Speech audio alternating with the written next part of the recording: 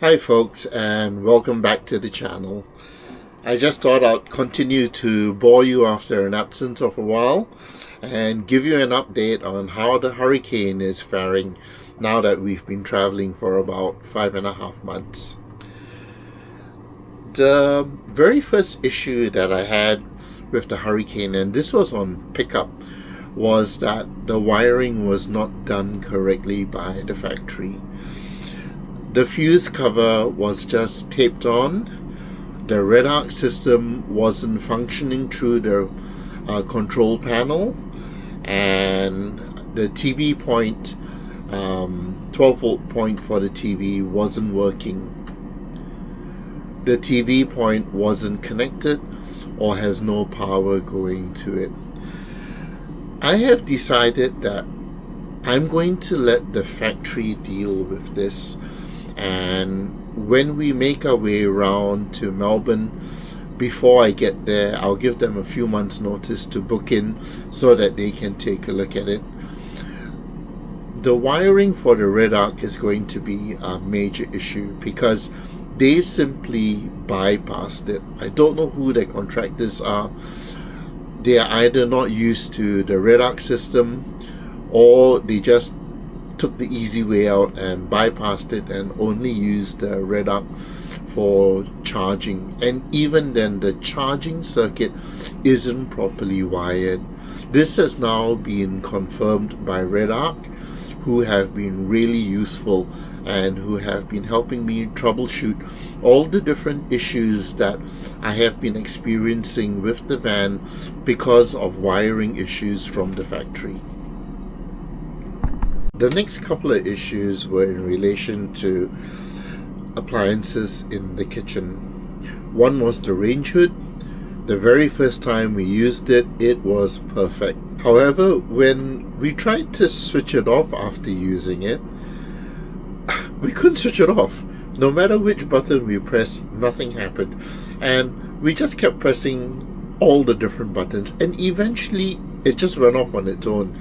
But when I say it went off, I mean it went off totally. There were no more lights, no more clocks, nothing at all. It just absolutely stopped dead. Right, so no range hood, not the end of the world, didn't quite matter. And as we continued to travel, when we got to the Ningaloo coast, the entire range hood fell out from the mount and cracked the glass top of the cooktop. So now I have two problems in the kitchen. Range hood not working, glass top smashed on the cooktop. We still haven't been able to resolve the issue with the range hood. I spoke to the dealer about it. He said to try and find a caravan repairer to take care of it. But as we were on the lap heading north up towards Exmouth and through the Gib and all that, no one, of course, would be able to handle that issue. So that's something that we will have to handle when we hit the East Coast. As you can see, there are no lights, no power, absolutely nothing. Caravan repairer in Exmouth has confirmed that there is power to the unit, but the unit itself is not working. When we were on the Ningaloo coast, the whole range hood shook loose, dropped down, and it cracked the glass top on the cooker. Swift has been really very good about this. I gave them a call.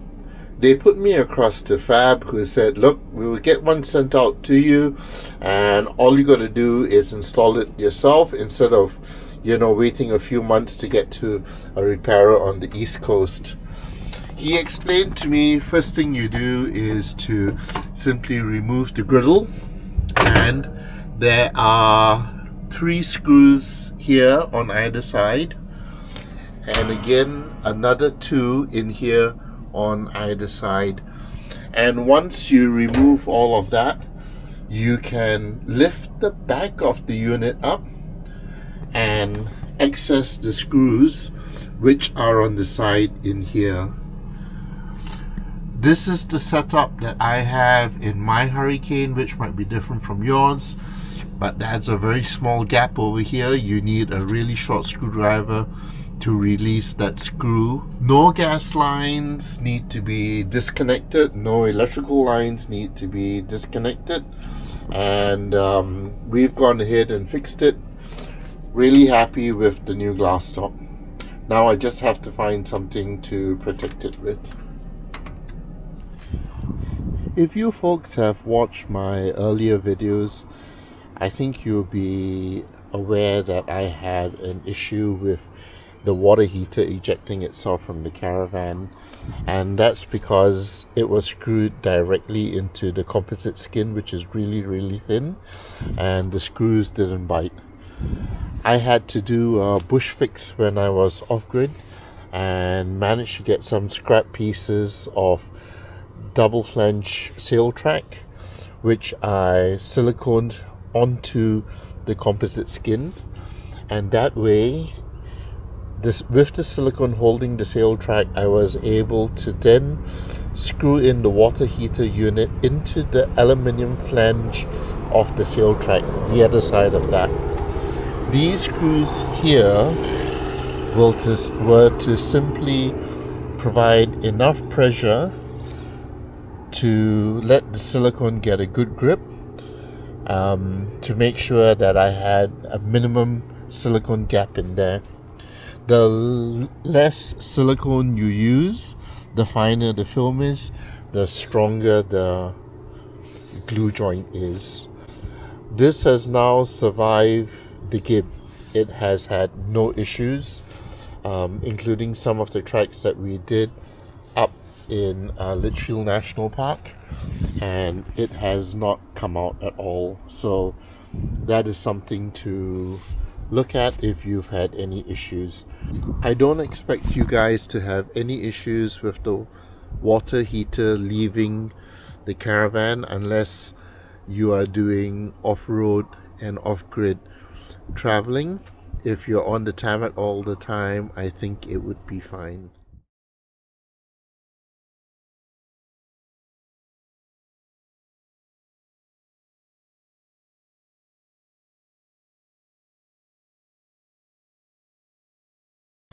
Okay, we've come off the gib and I'm currently at Ivanhoe Caravan Park.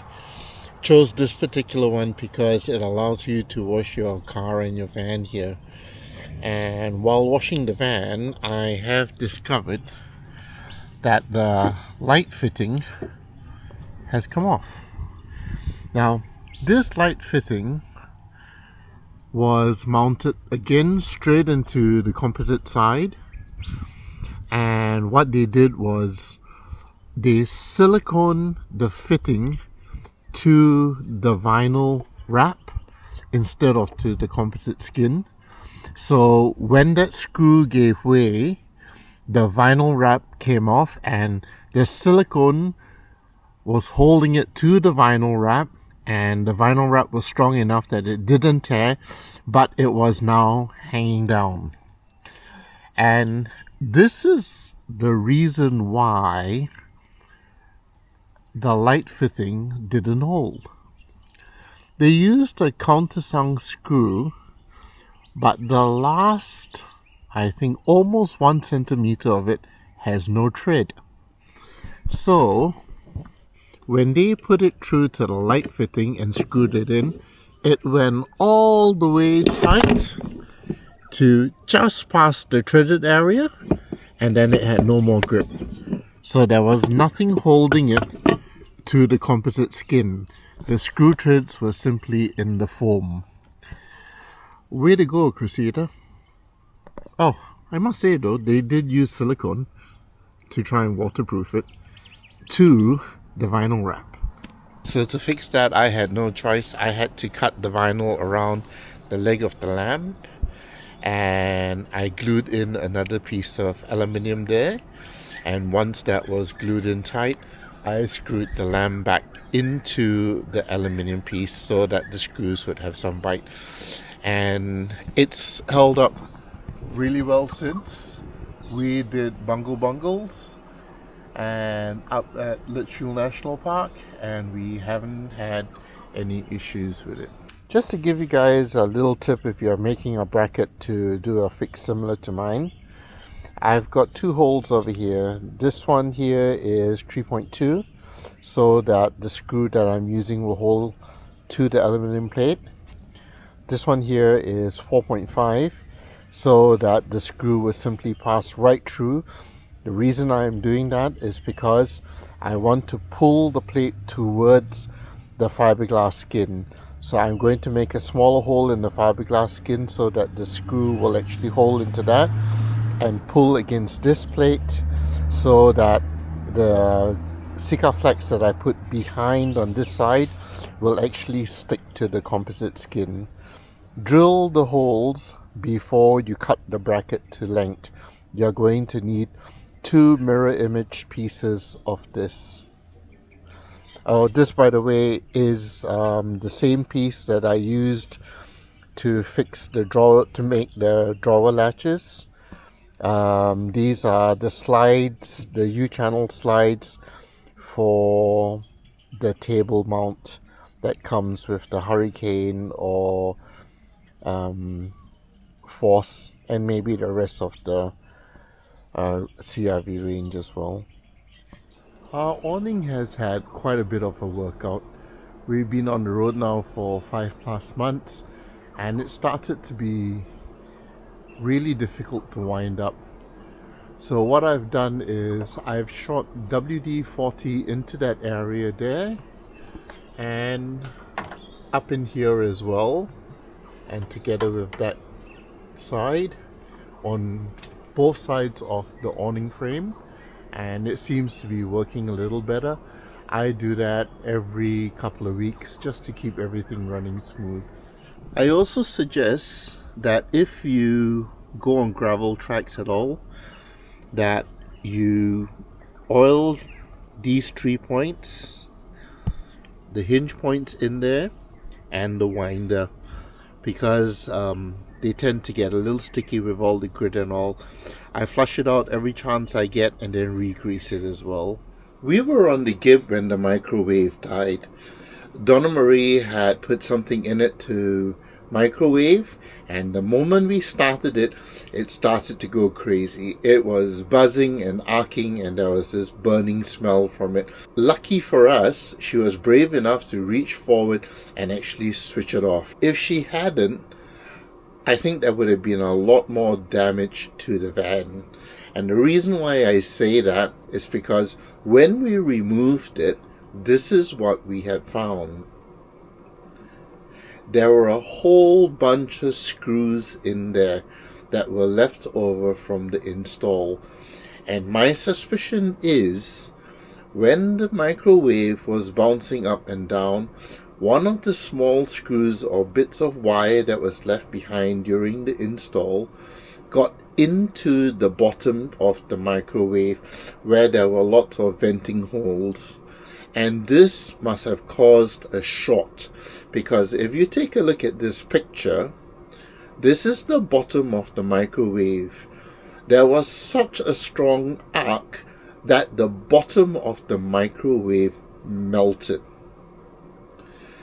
Right, so there are a few things to take into consideration here. First, the microwave wasn't secured, so it bounced around. Second thing is, there was a whole bunch of screws and wires left in the cavity itself, which contributed to the problem, I believe. So my suggestion to you is, you check your microwaves, see if you are able to move it, because if you can move it, it means it's not secured and it will bounce around, and you might have a similar issue to what I have had.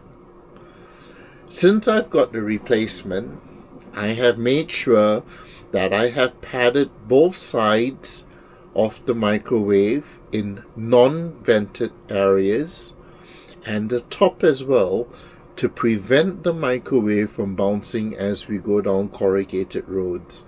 I have also made sure that there is nothing in the bottom of the microwave cabinet no screws or wires or anything else. I've cleaned it up as best I can, but you can still see all the scotch marks in the wood frame of the microwave cabinet. I'm glad to report that the microwave is now fixed.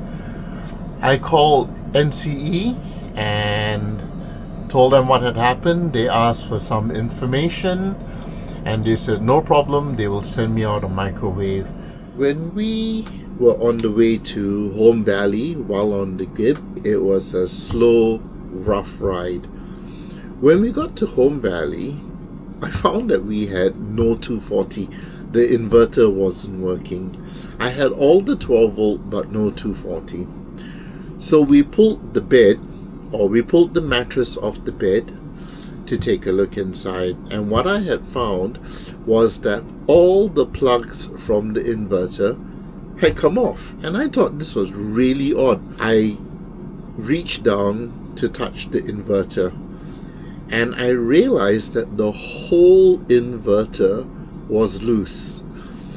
It was simply put in place and nothing was used to secure it. When I was checking the inverter and found that it was loose, I also found that the Retraction Management 30 unit was also loose. All the screws used to hold the equipment in place, I suspect, were over tightened because none of the screw holes would hold the screws in place. They were all loose.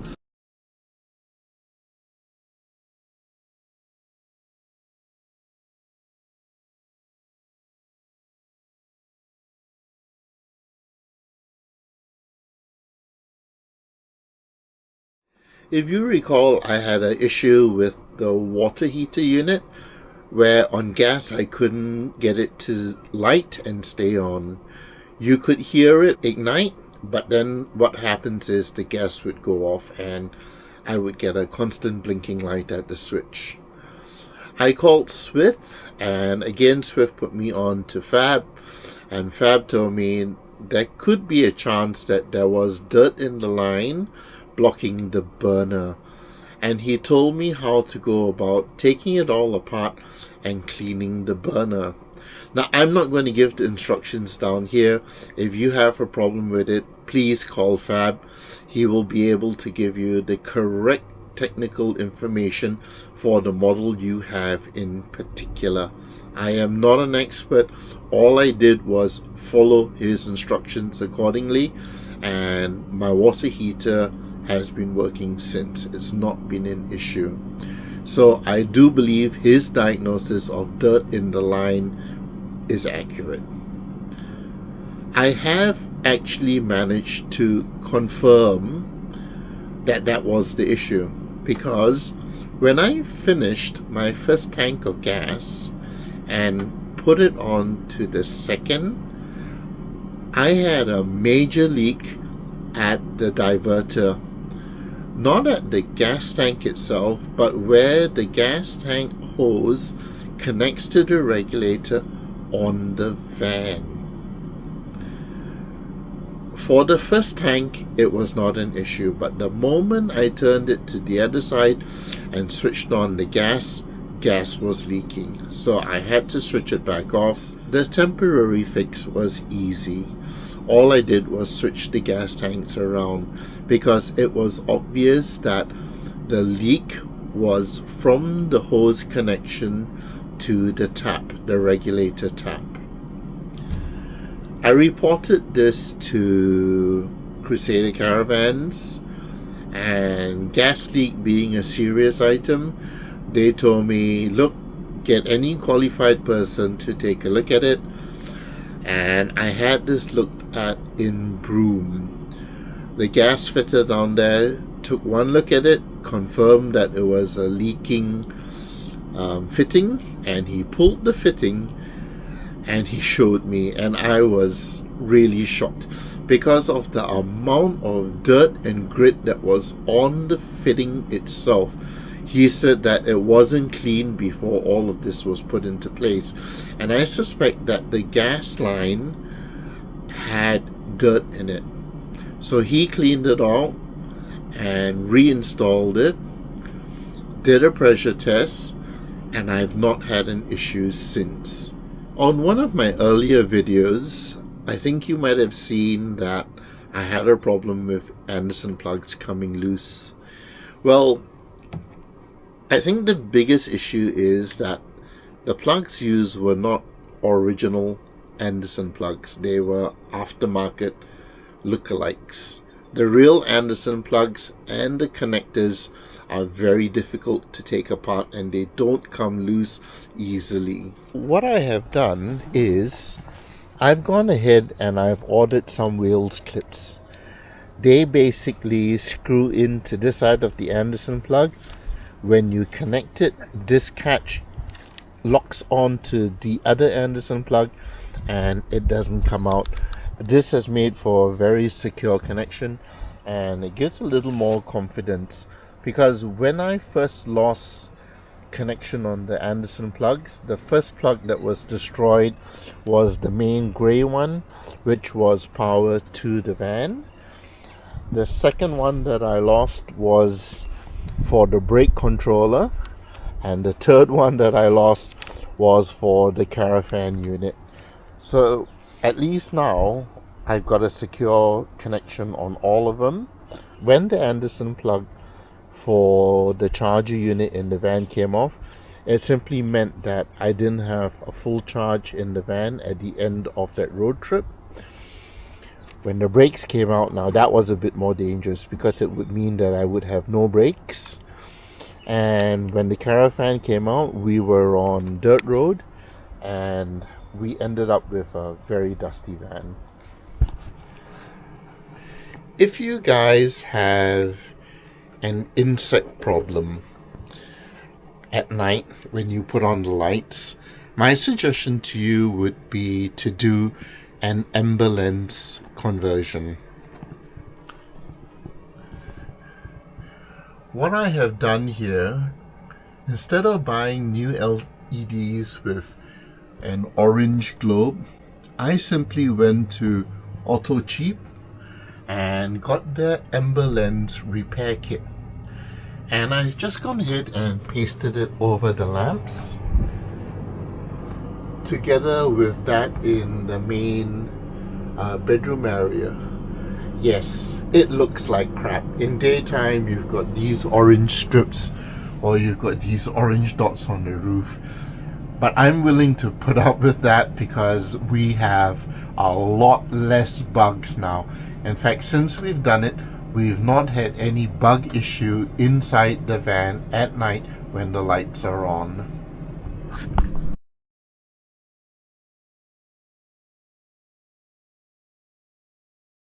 The lights in the Hurricane are all white, and they're great because they're bright. However, if you put them on in the evening, they tend to attract insects. So what I've done is I've decided that I would convert them from the clear lenses to the Ember lenses. And the way to go ahead and do that is to simply get the auto lens repair tape from Super Cheap Auto. I think a roll is about $13-14, and it's sufficient to do the 2 kitchen lights, the bathroom light, and with careful planning, the main overhead lamps in the bedroom area. What I do is I cut them first to the required length. I get one of the clear lenses. Make sure you clean it first, and then use a sharp edge and carefully lift one of the corners so that you can peel the backing off. Once you've got the corner peeled off, once you got the corner lifted, it's easy to then place the tape onto the lens itself. I normally start at just one corner to get it down. Once I've got the corner down, it's easy to line up the rest of it. Try not to stretch it, because if you stretch it, what happens is it will shrink with heat. Now if you take a look, I've only got one edge put down, and the reason for that is because you want to roll the entire surface at the same time. And the reason for that is so that you don't get any bubbles in it at all. Take a sharp edge, roll the curved lens down, and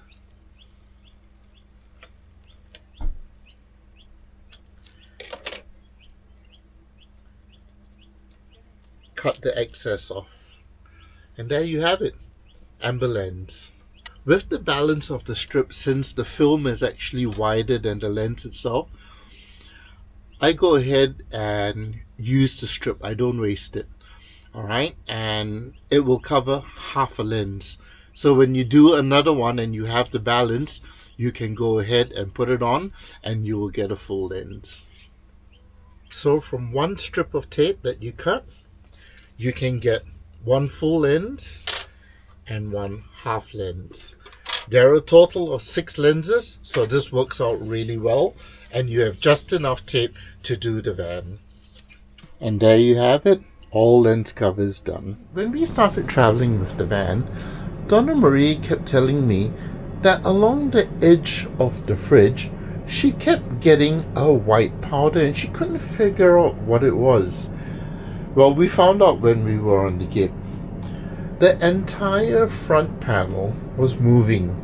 So when it moved, it was making a lot of dust, and that was the white powder along the edge. And on the gib, eventually it moved so much that it broke the bottom tab. If you take a look at my fridge now, you will find that it's duct taped in place. The cover panels are duct taped in place. This is the same for both of them. Alright. Again, no one's going to have just the bottom trim. I'm going to get Crusader to take care of that. This is an off-road van. This kind of thing should not be happening. Another issue that we've had is with the shower door. The shower door, I believe it is this particular hinge point has come loose and the shower door sags. So what happens is that it catches at the bottom. I took a look at it and there is no easy way to adjust it. So again, this is something that I'm going to let Crusader deal with. Next item on the list, the skylight. The gas strut has a pivot pin in the frame. This is simply a screw with a nut on this side. My suggestion is that you constantly check to make sure that the screw is tight. I was very lucky. The nut on mine had come off on the back side, but I managed to find the screw. What I have done for the time being is I've put the screw back in place and I've just put some black duct tape to prevent the screw from coming out so that I don't lose it and I can continue to use it till I find the replacement part. Now, to be fair, not all the problems that I've had have come from fitment by Crusader Caravan. One of the issues that I've had is with a Blackjack unit, which I actually installed myself. When I put in the Blackjack unit, I noticed that in the full up position, the folding leg was still a little bit loose. And I wrote in and told Blackjack about it. They were really good, and they said just monitor it and see if it gives any issues. So I went ahead and I used it. Didn't have any problems until I had finished the gib. When I finished the gib, I managed to get the Blackjack unit retracted, but I couldn't extend it back down. This happened while we were at Kununurra. I called Blackjack. I think Titan are the people who distribute Blackjack, and I spoke to some of the people there, and they were really good. They asked me exactly what was happening. They asked for a photograph of it, a description of what happens when I extend or retract, and they diagnosed that the gear of the unit had come loose. No questions asked. They dispatched the unit to me, and I got it inside of a week. So by the time I got to Catherine, the Blackjack unit was in place at the post office, and all I had to do was pick it up and reinstall it, and I have not had an issue since. So yes, it doesn't look like Crusader caravans are the only ones with issues, but I think how you deal with warranty issues tells you a lot about the company. Swift were really good. They sent out something immediately. Blackjack were really good. Once they realized what the issue was, they sent out a replacement immediately. Unfortunately, I've still not got a response from Finch Australia about the range hood. I've written to them another email again, and I'm hoping to get a response from them. There are so many issues that I've had to fix for myself. However, having said that, I think by the time I'm done with them, this van's going to be absolutely superb.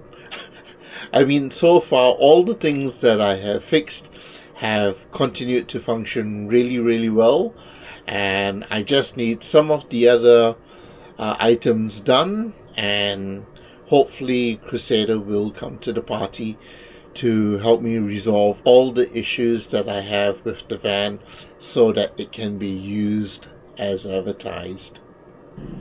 I don't know if this video was of any interest to anyone actually, but if you have any questions, don't forget to leave a comment and I will try and get back to you.